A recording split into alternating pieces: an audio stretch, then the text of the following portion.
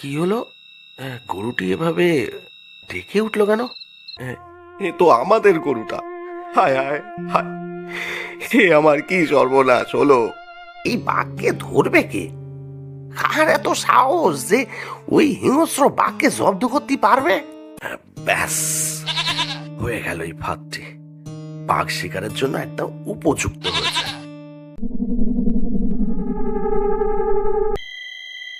একদিন রাত্রিবেলায় রাম তার মেয়ে ও স্ত্রীকে নিয়ে বিছানায় শুয়ে আছে। ঠিক তখনই হঠাৎ একটি ভয়ঙ্কর শব্দ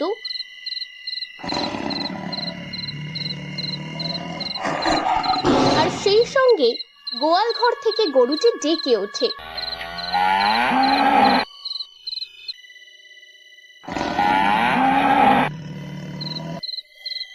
কি হলো? গরুটি এভাবে ডেকে উঠলো কেন? দেখি তো গিয়ে।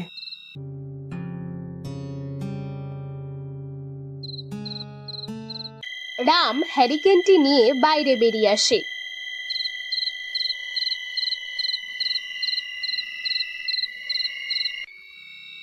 কি হলো? এত রাত্রে গরুটি কোথায় গেল?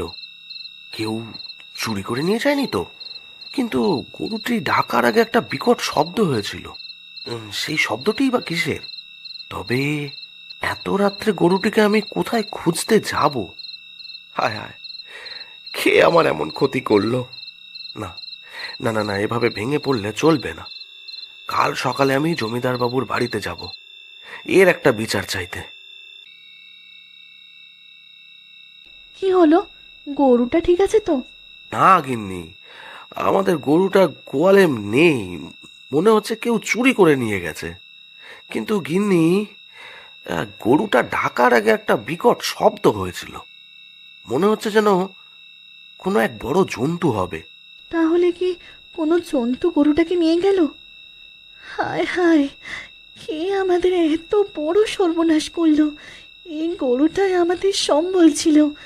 এবার এবার কিভাবে চলবে আমাদের সংসার? জানি না গিন্নি, জানি না। তবে কাল সকালে আমি জমিদার বাবুর বাড়িতে যাব, দেখি উনি এর কি বিচার করেন।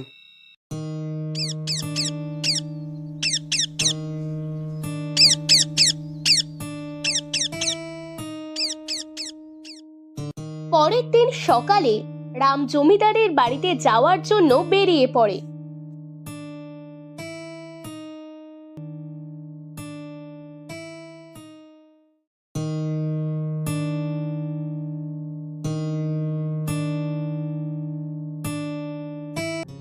আরে রাম যে, এই এসো এসো, চেয়ারে বসো।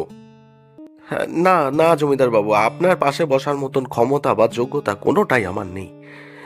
আমি সামান্য একজন মানুষ। আরে না না না, এভাবে বলো না। তা বলো, এই আমি তোমার জন্য কি করতে পারি? আহ, জমিদার বাবু, আমি আপনার কাছে একটি বিচার চাইতে এসেছি। কাল রাতে আমার আমার গোয়াল থেকে হঠাৎ করে গরুটা হারিয়ে গেছে। সকাল হতে এদিক ওদিক খুঁজে দেখলাম, গরুটি কোথাও নেই। বলো কি, এত রাত্রে গরুটি কোথায় গেল, বা কেই বা নিয়ে গেল? জমিদার বাবু, হ্যাঁ, আমি গ্রামের ধারের রাস্তা দিয়ে যাচ্ছিলাম। হঠাৎ দেখি এখানে একটা গরুকে কোনো এক হিংস্র প্রাণী অর্ধেক খেয়ে ফেলে রেখে দিয়েছে। হ্যাঁ, তাই ভাবলাম আপনাকে জানাতে এলাম। বলো কি, আমাদের গ্রামে এমন ঘটনা? এ আবার কোন জন্তু আমাদের গ্রামে চলে এলো? কই, সবাই চলো তো দেখি, আমার সঙ্গে চলো, চলো চলো।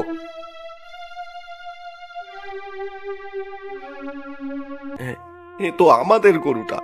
হায় হায় হায়, এ আমার কি সর্বনাশ হলো! এখন থেকে এখন থেকে আমি সংসার চালাবো কি করে?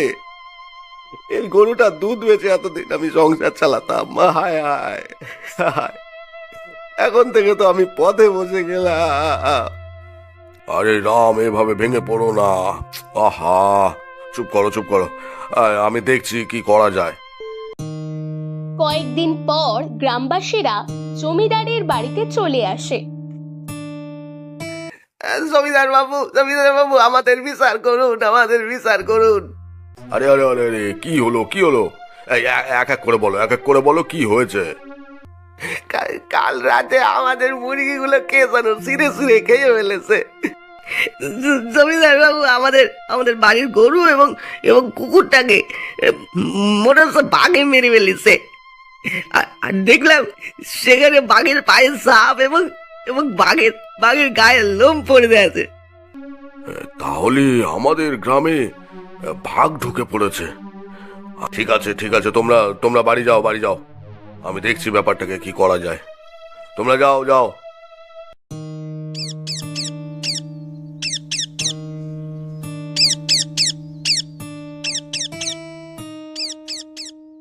পরের দিন সকালে জমিদার তার ঢাকিকে দিয়ে গ্রামে প্রচার করে, শোনো শোনো শোনো, সবাই মন দিয়ে শোনো।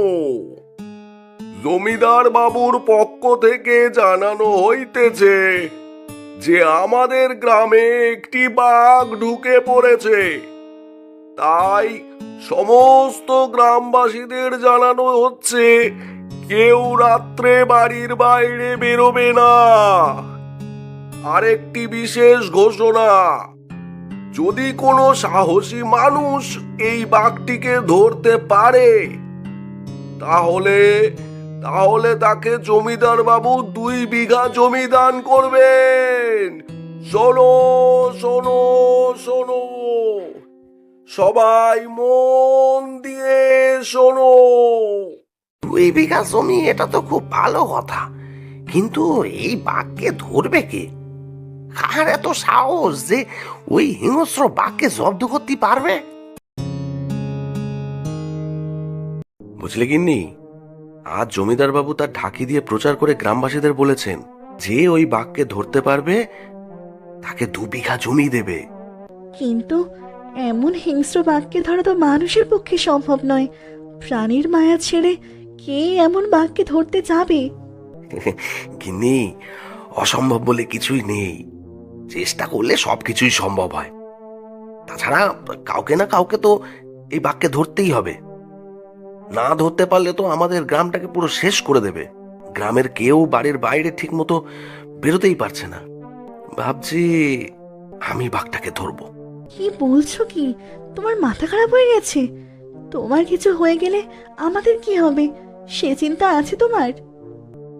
আরে না না, আমার কিচ্ছু হবে না, তুমি আমার উপর একটু ভরসা রাখো। ঠিক আছে, আমি এখন জমিদার বাবুর বাড়ি যাচ্ছি।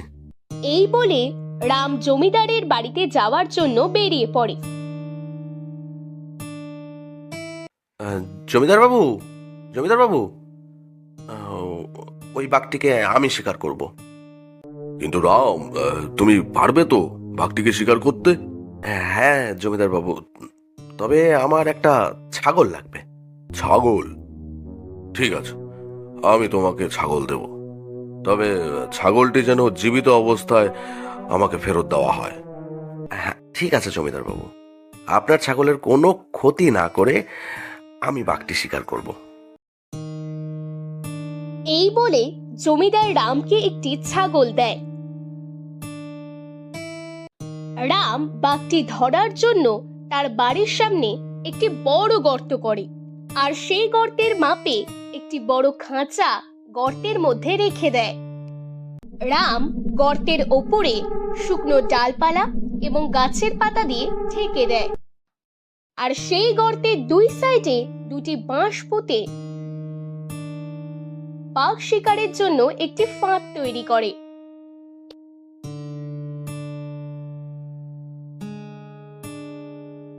ব্যাস, হয়ে গেল এই ফাঁদটি।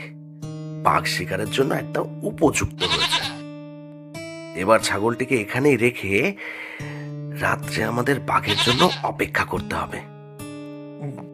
এই বলে রাম ছাগলটিকে গর্তের উপর রেখে তার পাশে একটি হ্যারিকেন জ্বালিয়ে রেখে দেয়। তারা বাঘটি ফাঁদে পড়ার জন্য বাড়ির ভেতর থেকে অপেক্ষা করতে থাকে।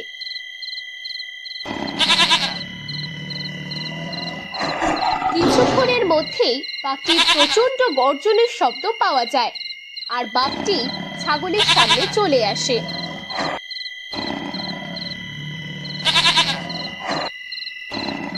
ছাগলটিকে দেখে বাঘটি লোভ সামলাতে না পেরে এক লাফ দিয়ে বাঘটি ছাগলের পাশে পড়ে, শুকনো ডালপালাগুলো হুড়মুড়িয়ে ভেঙে পড়ে, আর সেই সঙ্গে বাঘটি খাঁচার মধ্যে বন্দী হয়। আর ছাগলটি দড়িতে বাঁধা অবস্থায় সেইখানেই ঝুলে থাকে। গিন্নি, গিন্নি পড়েছে পড়েছে, বাঘটি খাঁচার মধ্যে ধরা পড়েছে। চলো চলো চলো চলো চলো, তাড়াতাড়ি বাইরে চলো। কি গিন্নি, এবার বুঝলে তো, অসম্ভব বলে কিছুই নেই।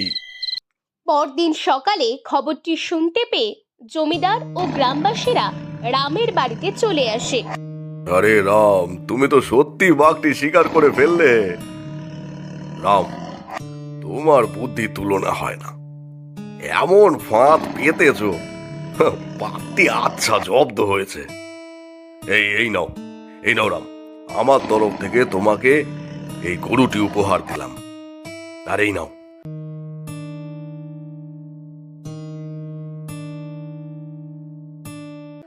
এই 2 বিঘা জমির কাগজপত্র আজ থেকে তোমার নামে করে দিলাম।